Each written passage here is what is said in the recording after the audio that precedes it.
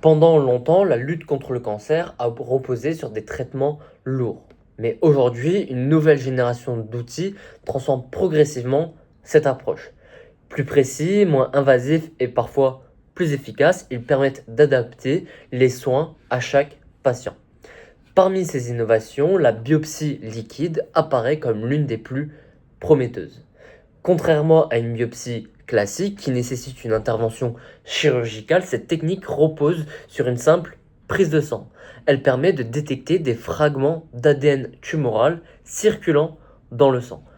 Concrètement, cela signifie qu'un patient peut être suivi en temps réel sans passer par des examens lourds ou répétés. Et les résultats sont déjà mesurables. Cette technologie permet d'identifier de manière fiable la présence de la maladie dans une large majorité des cas. Mais son intérêt ne s'arrête pas au diagnostic.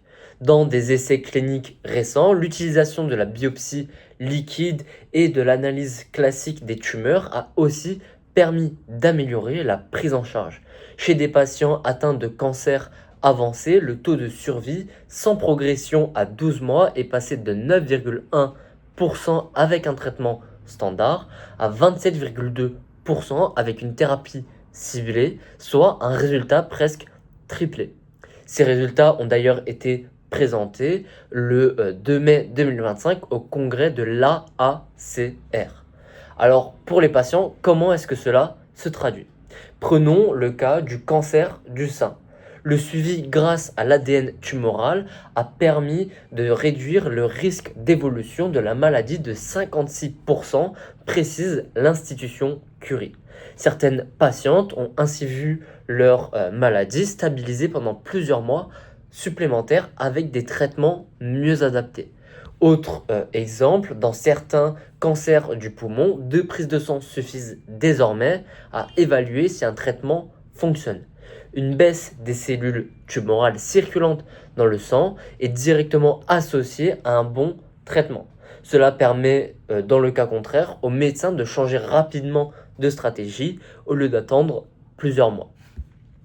Ces avancées ne concernent pas seulement quelques cas isolés. En France, un programme a déjà été lancé et a permis à 5000 patients atteints de cancer de bénéficier de ce type d'analyse. Cela montre que ces solutions commencent à sortir du cadre expérimental pour entrer dans la pratique clinique.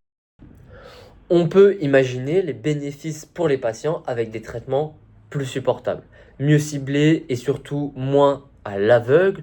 Là où on testait parfois une thérapie pendant plusieurs mois avant d'en mesurer les effets, il est désormais possible d'ajuster rapidement en fonction de la réponse du corps. Bien sûr, ces solutions ne sont pas parfaites. D'abord, sa sensibilité reste variable selon les situations. La technique repose sur la détection d'ADN tumoral circulant dans le sang, mais toutes les tumeurs n'en libèrent pas en quantité suffisante. Dans les cancers à faible masse tumorale ou à un stade très précoce, la concentration d'ADN peut être trop faible pour être détectée.